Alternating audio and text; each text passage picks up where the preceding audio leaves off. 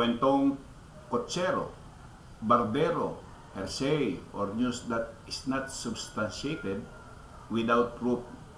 Mema sabi lang, mema kwento lang, mema storya lang.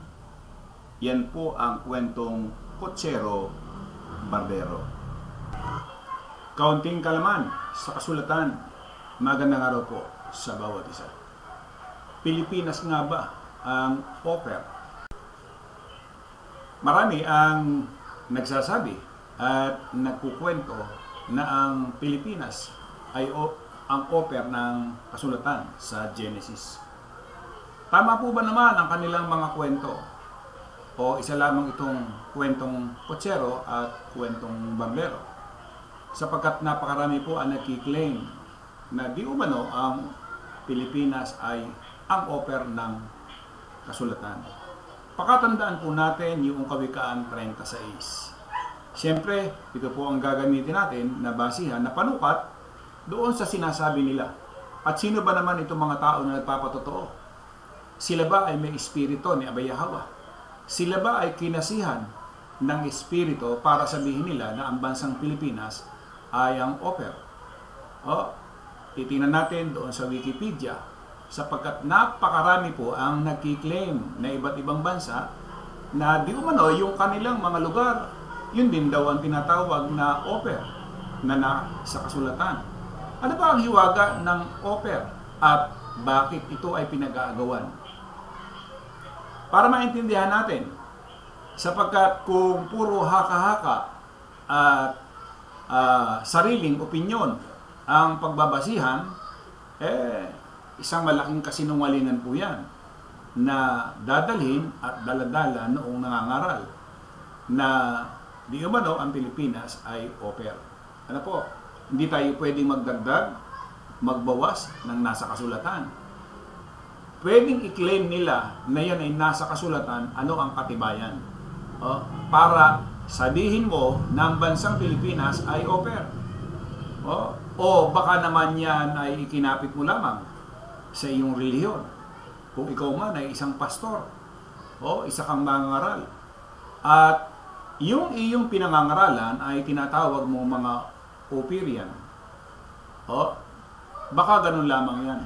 Ibig sabihin lamang yan ay ikaw ay nagdagdag ng kanyang salita.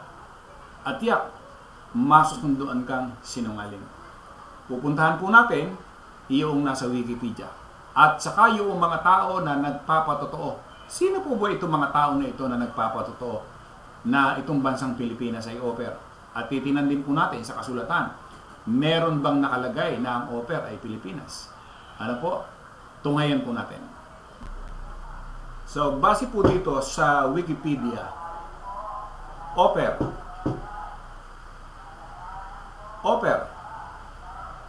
is a fort or region mentioned in the Bible, famous for its wealth.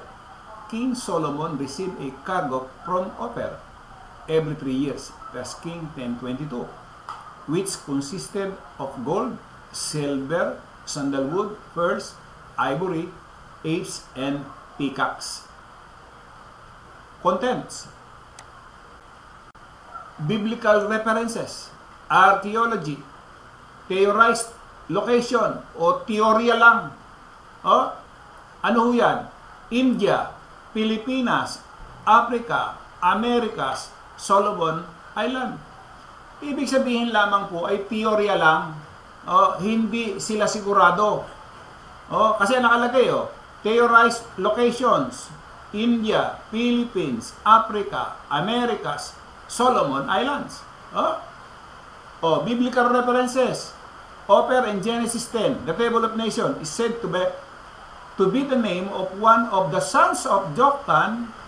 The books of King and Chronicles tell a joint expedition to Ophir by King Solomon in the Tyrian King Hiram from Ezion Geber, a port on the Red Sea, that brought back large amount of gold, precious stones, and algum wood, and of later failed expedition by King Jehoshaphat of Judah.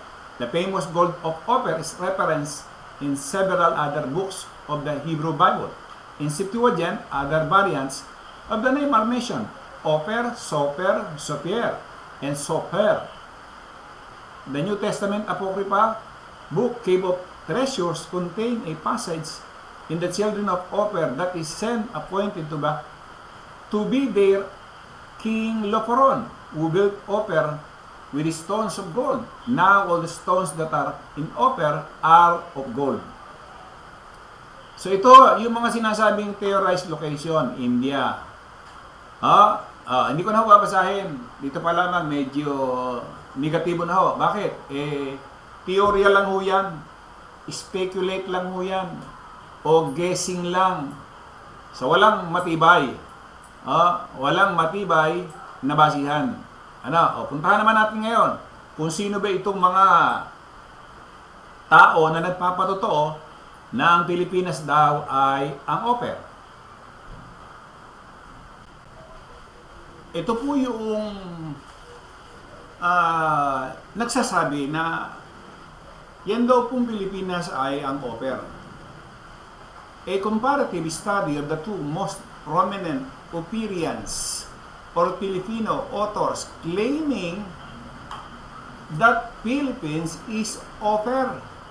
So, mayroong dalawang Pilipino na claiming. Ibig sabihin, kiniklaim lang niya na ang wika, yung Pilipinas, yun yung Oper. Namely, they are Isagani, Datu, Aka, Tabilog. The author of the article, ang Pilipinas ay nasa Biblia 2010. Philippines is in Bible. Hindi ko alam kung may kaya siyang patunayan dyan na ang Pilipinas ay ang Oper. Sa kasulatan Genesis to Revelation. And Dr. Richard Vincent Naran, Ph.D. Dr. H.U.M. author of the most controversial books like Rizal Code 2009, Philippines is Oper, Greatest Ancient Sacred Secrets Decoded in the Operian. Palagay ko dito kinuha ni Mr. Narrator ito Ayan. So maliwanag. Sino ang nag-claim? Dalawa ho. Isagani, Datu Aka, Tabilog. Dr. Richard Vincent Naran. Ano yan? Claiming that Philippines is Oper. So, hindi basihan na komo ang isang tao, dalawang tao, nagki-claim na di umano ang Pilipinas ay Oper, tama na. Dapat may katibayan. Kasi nga pagka wala silang naipakita at ang mangyayari lamang yan, kwento yan, di kwentong kutsero yan, kwentong barbero yan. Ngayon, baka ito ay mababasa or mapapanood ni Isagani, Dato, Aka, Tabilog. Na di umano ay nasa Biblia ang Pilipinas. Sino naman po si Richard Vincent Naran? Dr. Richard Vincent Naran, MD, INBR, BSN, January 14, 1977. Present, was a Filipino polymath, scientist, religious leader, and prominent advocate of Rotarian diet, holistic health in the Philippines. Ito po pala ay isang religious leader. Huwag na po kayo magtaka kung bakit nagkaroon ng Operian. Ano po? Kasi doon sa kanyang mga sinulat, naandun din si Jose Rizal. Ayan. So, kung kasulatan, ang tatanungin, ay wala po tayong mababasa na ang Oper ay Pilipinas. Ayan. Isa na namang kwentong kutsero, kwentong barbero, ang inyo pong natunghayan. Kaunting kaalaman sa kasulatan. Marami pong salamat sa inyo lahat.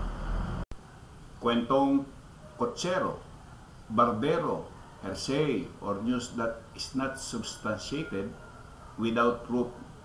Mema sabi lang. mema kwento lang, mema storya lang. Yan po ang kwentong Kotsero Barbero.